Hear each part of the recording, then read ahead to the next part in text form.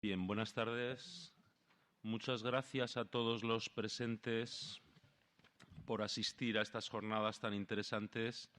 Muchas gracias especialmente a los alumnos por la paciencia que están demostrando y por el interés, especialmente a mis alumnos, a los alumnos del Instituto Francisco Grande Cobián y de la Facultad de Filosofía y Letras. Quería agradecer también al Instituto Francés, que es una gran institución en Zaragoza. Ya hemos tenido experiencia de ello en otras ocasiones. Hace unos años celebramos el coloquio internacional Merleau-Ponty 1908-2008, del cual yo fui coordinador. Un poco antes habíamos celebrado el Congreso Chartres. La cooperación, la colaboración con el Instituto Francés es realmente una joya apreciada para la cultura de Aragón y para la cultura de esta ciudad. Gracias también al Departamento de Educación, Universidad, Cultura y Deporte y a todos los que habéis hecho posible estas jornadas tan importantes. Señor rector, excelentísimo rector, señores doctores y señoras doctoras, hoy me compete a mí la responsabilidad de hablar de evolución desde la filosofía. Después de todo lo que hemos dicho durante esta jornada, la aproximación es complicada, como no puede ser de otra manera. Desde la filosofía solamente me voy a limitar a decir algunas obviedades que son conocidas por todos, pero que yo creo que es necesario resaltar e incidir en esta discusión que estamos tratando. En un principio hablábamos, cuando dimos origen a estas jornadas, hablábamos de la controversia de Darwin. La evolución, como todos ustedes saben, es un hecho totalmente constatable. La teoría de la evolución es un problema, como no puede ser de otra manera. Hemos visto a lo largo de esta jornada múltiples perspectivas, en concreto las primeras conferencias, las de Gloria Cuenca y las de Victoria Ruga, han sido muy sistemáticas y nos han expuesto todas las cuestiones teóricas acerca del darwinismo y de la deriva de la teoría de la evolución hasta nuestros días. Hemos visto muchos conceptos, muchos enfrentamientos entre algunas concepciones. Hemos visto algunos conceptos utilizados en unos ámbitos y utilizados a la vez en otros. Y puede quedar la sensación en un principio de que la teoría de la evolución es un cajón desastre. Es, como decía Feyerabend, aquel famoso filósofo clásico de la ciencia, una teoría de errores. No es así, no es así. El hecho de que una teoría, como es la teoría de la evolución, muestre anomalías no significa que contenga errores, que también puede contenerlos, obviamente. Desde la filosofía concebimos la evolución como un proceso fenoménico en marcha y, por lo tanto, como toda teoría, intentamos adaptar la experiencia que tenemos de los fenómenos a nuestras propias ideas. En esa adaptación aparecen contradicciones, aparecen falta de adecuación y normalmente exhiben la necesidad de un cambio de racionalidad frente a una racionalidad dominante. ¿Hablamos de ciencia o hablamos de metafísica? En algunos casos parece que estamos hablando de metafísica. Probablemente la crisis continua que acompaña a la teoría de la evolución desde su exposición por Charles Darwin nos demuestra que la teoría de la evolución exige una ampliación, pero una ampliación no en el sentido de una continuidad, sino una ampliación en el sentido de un cambio de escala, como estamos viendo a lo largo de estas jornadas. Hay diferentes escalas de análisis y en cada escala de análisis hay una exhibición de diferentes fenómenos. Aplicar categorías de una escala a otra escala supone lo que en filosofía denominamos metábasis eis alogenos, es decir, confusión de niveles de análisis y, por lo tanto, transcategorización, es decir, el uso ilegítimo de unas categorías de una escala a otra. En el siglo XVII, Francis Bacon, como todos ustedes saben, uno de los padres del método experimental, en el Novum Organum, nos presentaba lo que conocemos como los ídolos del conocimiento. Eran prejuicios o errores que los hombres cometen al interpretar la naturaleza y de los que cabe librarse si se desea lograr una comprensión de esta más amplia, concisa y exacta. Eran falsas nociones que generaban una equivocada perspectiva de lo existente, obstaculizando el conocimiento de las leyes naturales y lastrando nuestra visión definitiva de la realidad. Los ídola, bloqueaban o alteraban el entendimiento de lo que sucede a nuestro alrededor. Su clasificación es una clasificación muy escolar, pero muy interesante, sobre todo porque la mayor parte de lo que yo denomino ídolos de la evolución tienen en común muchas características con estos ídolos. En primer lugar, aquellos que provienen de la propia naturaleza de la mente humana, aquellos que provienen también de la cultura y del medio social, los que están en el lenguaje, en la propia terminología, y sobre todo aquellos que provienen de producto de doctrinas filosóficas, de sus dogmas y de sus falsas demostraciones. Max Scheler, un famoso pensador de este siglo y además muy relacionado con la fenomenología, añadía los ídolos del conocimiento interno, es decir, aquellos que sostienen que toda percepción de uno mismo es acertada y exacta con la realidad, reflejando el ser humano tal como es en verdad. Yo añadiría a estos ídolos uno más que hemos comentado antes en el turno de preguntas, que es el ídolo que deviene del sentido de la temporalidad y que afecta radicalmente a nuestra concepción de la teoría de la evolución. Estos denominados ídolos de la evolución van a determinar nuestra comprensión del proceso evolutivo como proceso fenoménico en marcha, determinando la experiencia de los fenómenos y, por lo tanto, equivocándonos sobre todo en los cambios de escala de análisis. Tendemos a suponer que en la naturaleza hay más regularidad que la que verdaderamente hay. Tendemos a formular rápidamente generalizaciones sin fundamento sólido y olvidar con frecuencia las limitaciones propias de nuestros sentidos. A ello hay que añadir nuestra educación, nuestra tradición, etcétera, etcétera.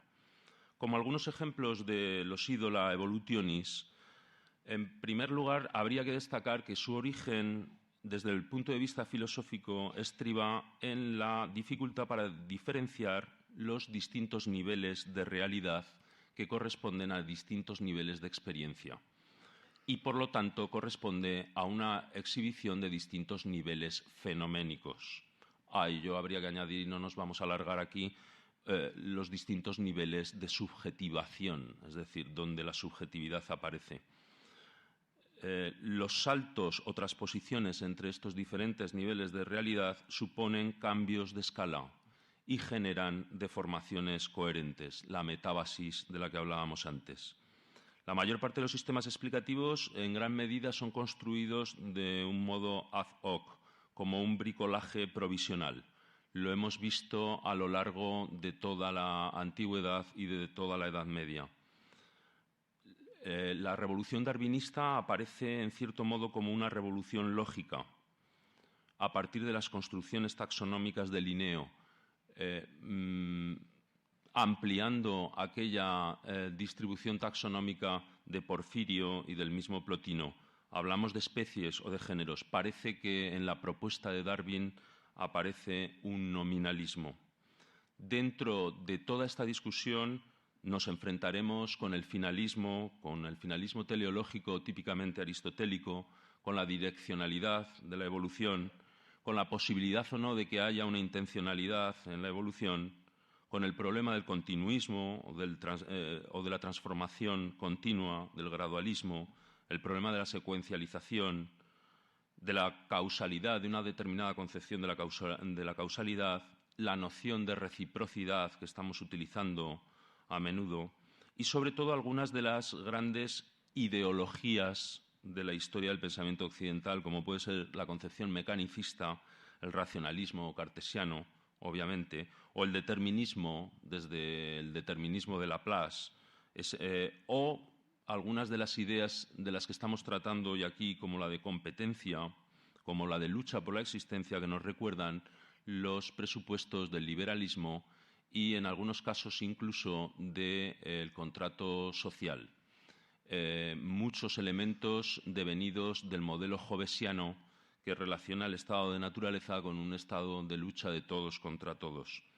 Por otro lado, estaremos continuamente oponiendo el problema del azar y de la necesidad, pero sobre todo, de fondo, habrá grandes nociones trascendentales como la idea de progreso, propia de la Ilustración y que, mezclada con la evolución, parirá les trigones, como decía el pensador alemán. Veremos, por ejemplo, que al transformar la idea de progreso con otra alternativa, como puede ser el marxismo, desde una orientación materialista histórica, el propio Walter Benjamin, pensador alemán del siglo XX, nos hablaba de cómo el progreso es sustituido por la actualización y cómo la actualización determina la concepción de la evolución frente a su unión necesaria con la idea de progreso. Por supuesto, una idea esencialista de humanidad continuamente sobrevuela en el fondo, y una determinada concepción de la historia como institución simbólica.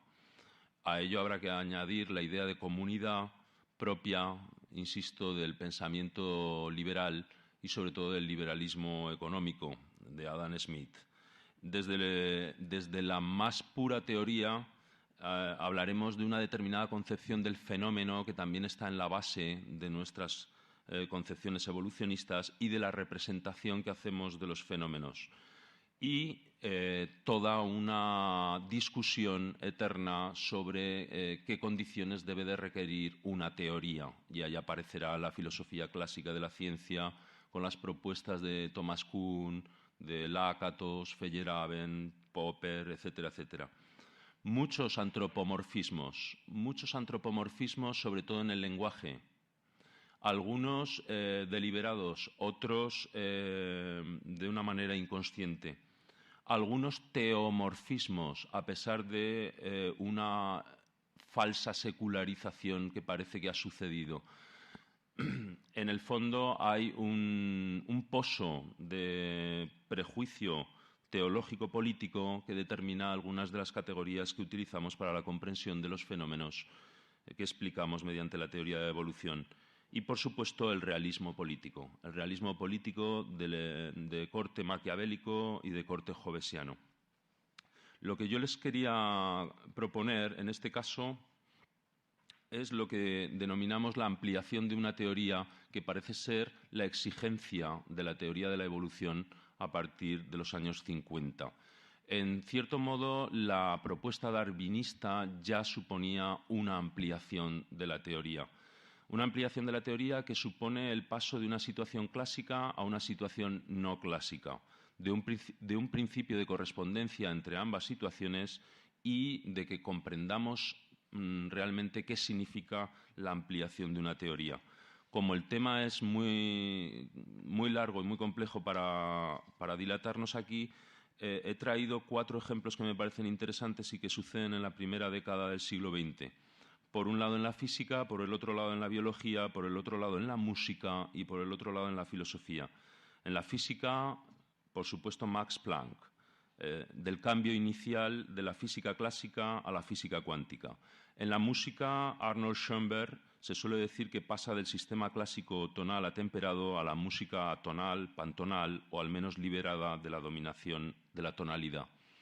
Dentro del arte les recomiendo que vean la exposición sobre Antoni Gaudí, donde también podrán ver una ampliación dentro de una situación clásica en la arquitectura.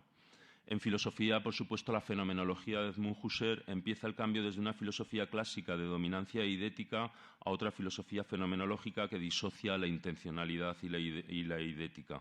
Y en la teoría de la evolución, el neodarwinismo pasa de un enfoque mecanicista en la estructura molecular de las partes que componen la célula a la complejidad de las relaciones bioquímicas, microbiológicas y a las estructurales del genoma. Parece que hay una pérdida. La mayor precisión del análisis postclásico parece ocurrir al precio de la pérdida de algo que tradicionalmente parecía sagrado, la objetividad. En la música, la ampliación de la tonalidad consiste en que la liberación de la tonalidad temperada significará, en primer término, la ampliación de las escalas hasta la escala total cromática y la recuperación de todos los armónicos, libres de la sospecha y el baldón de la asonancia. En filosofía, de la misma manera, se pasará del predominio de lo idético a su ampliación mediante la introducción de un nuevo dispositivo universal de síntesis, que es la intencionalidad. En la teoría de la evolución, la ampliación deberá plantear un nuevo cambio de escala de análisis, descendiendo en la escala filogenética, dejando de engranar con los materiales y los fenómenos, planteando la crisis del darwinismo y la necesidad de una nueva teoría de la evolución. El primer principio de correspondencia que conocemos es entre el dominio clásico y el dominio no clásico cuántico. Apareció por primera vez con Niels Bohr, como todos ustedes saben, en un intento de adentrarse en territorios aparentemente misteriosos, pero con medios del terreno clásico conocido. La extrañeza de estos nuevos territorios radicaba en que la nueva escala de análisis, más fino, el sistema resultaba inestable porque su estabilidad se intentaba fundar en mecanismos que habían resultado eficaces en una escala anterior más gruesa, más grosera, básicamente la apuesta por el infinito. El análisis hasta el infinito, que en la época clásica había logrado resultados espectaculares, ahora resultaba desestabilizador y catastrófico. La genialidad de la intuición de Planck consistió en sustituir lo infinito por lo discreto. De la misma manera, en música, en filosofía y en la teoría de la evolución se producirá una catástrofe de la continuidad del mismo estilo. El paradigma de esta culminación del principio de correspondencia será la ecuación de Schrödinger, como ustedes saben, la primera ecuación explicativa cuántica, aunque de alcance muy limitado.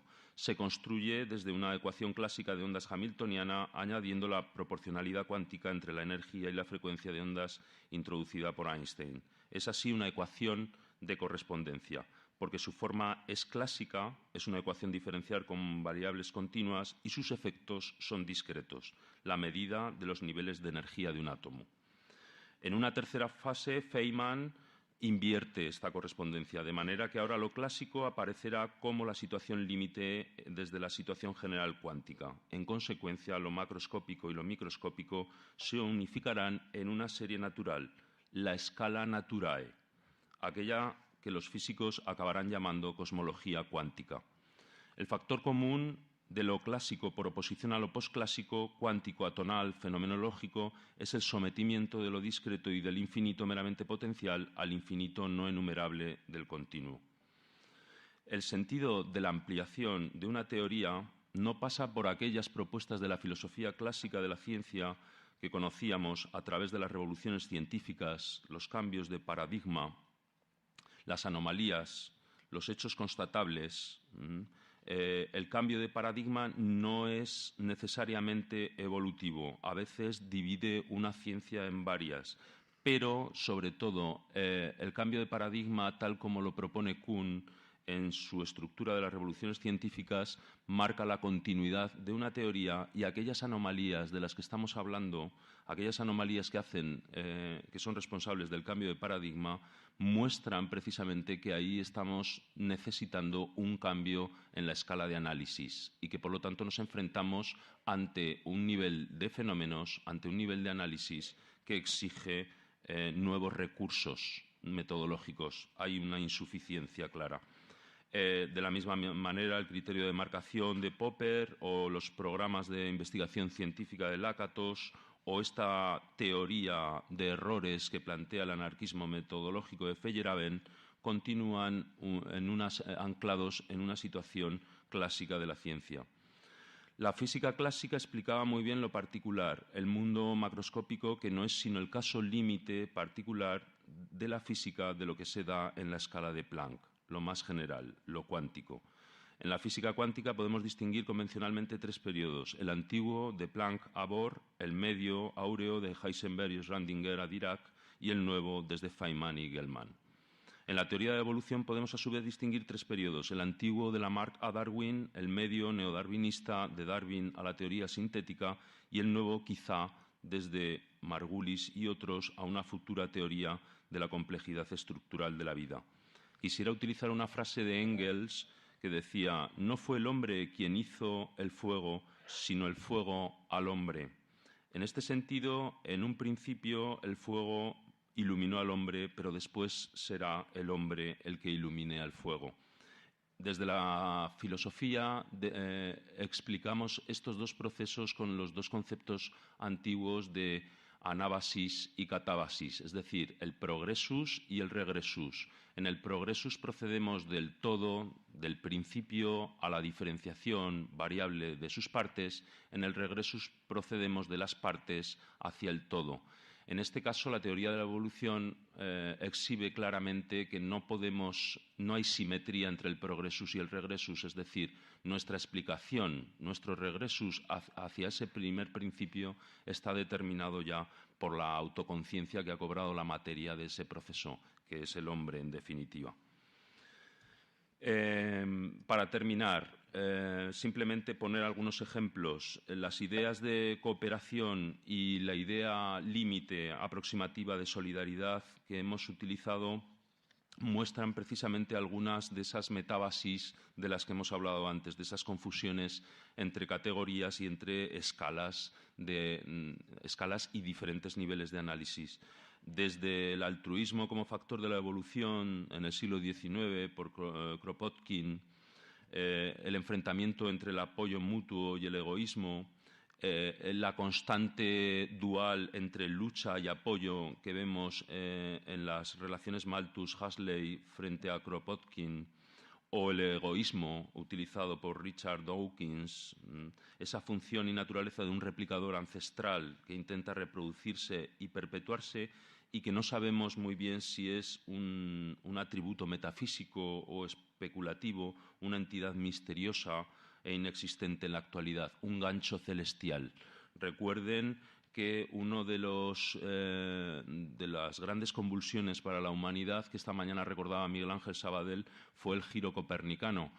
Pero previamente, antes, ya habíamos visto las insuficiencias de la mecánica clásica en la explicación de los fenómenos. El giro copernicano nos demuestra claramente, tal como Kant enuncia en el prefacio a la segunda edición de la Crítica de Razón Pura, que la explicación de los fenómenos, es decir, aquel erratismo de los planetas, ¿no? Ya sabéis, sobre todo los de segundo de bachillerato, que planeta en griego significaba errante, ¿no? ¿Por qué retrocedían los planetas? Era tan sencillo como cambiar de escala. Como cambiar de escala y no seguir intentando adecuar violentamente los fenómenos a la teoría. Luego vimos cómo la mecánica clásica, cómo la geometría de Euclides exigía una ampliación, exigía un cambio de escala también, y vimos la mecánica no euclídea y vimos a Riemann y descubrimos cómo una teoría no necesita continuar, sino que en muchos casos necesita una ampliación para poder dar cuenta de los fenómenos. Como decía Aristóteles, sotsein ta phenomena, salvar los fenómenos.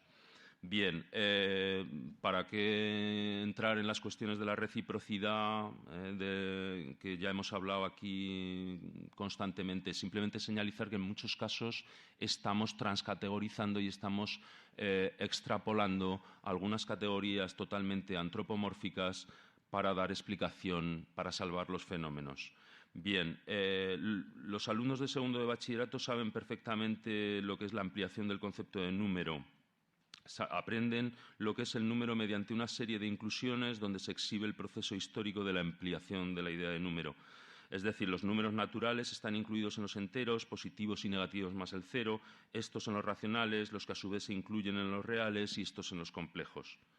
El papel fundamental de los números complejos ha tenido una gran relevancia en el desarrollo de la física cuántica, un estrato ampliado de la realidad física. La gravedad nos parece fuerte porque tenemos los pies en el suelo y porque mueve las galaxias, al menos hasta los cúmulos de las galaxias. Pero, por ejemplo, es muchísimo más débil que la fuerza electromagnética, que domina toda la tecnología de nuestra civilización. Nada menos que 10 elevado al exponente 42 veces más débil, un número inimaginable. Lo que quiere decir que la gravedad en el nivel cuántico es inobservable estamos en un cambio de escala y por eso el problema actual de la gravedad cuántica es aparentemente irresoluble. Si se aplica la relatividad general de 1911 a la región límite de lo pequeño, de lo invisible en la escala de Planck, ocurre que las leyes físicas dejan de ser válidas. Hay en lo cuántico singularidades que resultan inexplicables si no ampliamos las leyes. La relatividad, con la curvatura del espacio-tiempo llevada a sus límites en el plano clásico, se suicida. Bien, la deriva no clásica de la evolución, tal como la estoy planteando aquí, yo quisiera recordar una conferencia que se dio en el año 1997 en el contexto del Congreso Internacional sobre Evolucionismo y Racionalismo que organizó la Universidad de Zaragoza en septiembre de 1997 y que llevaba por título Los límites de la evolución en el ámbito de la escala Naturae. La impartía don Gustavo Bueno. Bien, denunciaba la permanencia de explicaciones evolutivas clásicas. La soldadura, decía, entre las ideas de la escala Naturae y la evolución no se han roto del todo. Hay una insuficiencia clara de los dispositivos filosóficos y una aparente necesidad de una teoría de las teorías. La idea general de evolución, en cuanto idea absorbente de las peculiaridades que la evolución orgánica pueda reclamar, desvirtúa o destruye el concepto mismo de la evolución orgánica.